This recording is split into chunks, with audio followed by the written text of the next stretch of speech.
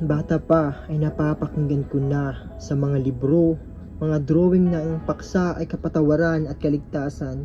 Ngunit sa musmos kong kaisipan, ito'y di ko lubos na naiintindihan. Kung kaya't ito'y aking di pinapansin, itinago sa isang parte ng aking utak, itinuring na isang ordinaryong libro lang na nabinasa at narinig na lang.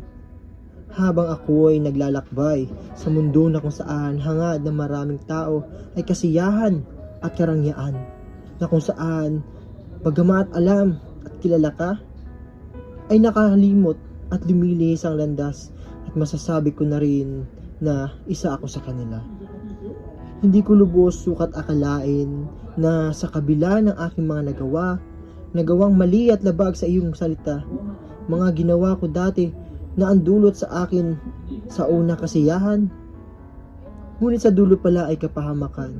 Ngunit tunay nga ikaw ay walang katulad, lalong higit sa parte ng pagtutuwid at pagpapatawad, lalo na sa pagdating sa iyong mga anak. Bagamat ka may suwail at lapastangan, ay hindi ka nagsawa na kami ay paalalahanan. Hindi ka nagsawa, pati bugtong mong anak ay pinadala mo pa upang maisagawa ang dakilang sakripisyo sa krus ng Kalbaryo. Sakripisyo na kung saan ranas ng maraming tao. Kaya Ama, salamat sa iyo. Salamat dahil sa Jesus na iyong anak ay pinadala mo. Bagamat ang mundo ay patuloy na sumasama, di ako takot. Di na ako takot sapagkat ikaw ay kasama na. Kasama ko na ang Santo Espiritu na iniwan mo sa amin at sa bawat isa. Oh, hallelujah, hallelujah.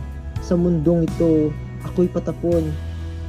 Pero sa iyo, iyo pa rin inampun. Isinama sa iyong angka ng lupon para ipamahagi ang iyong mga tugon.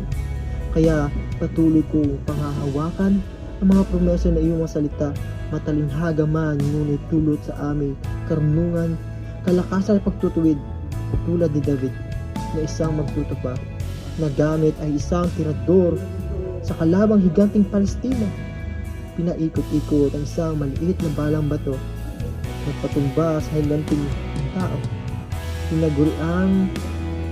Tinuruang magmahal at magpatawad, kaya ang pag-ibig mo ang siyang nilalahad.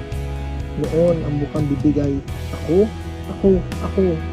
Ngayon ay puro ikaw. Ikaw ang katotohanan at buhay. Buhay na nagbago, na sa akin ay nakamtan. Panibagong buhay na kung saan ikaw na ang naghahan at ang nanalo.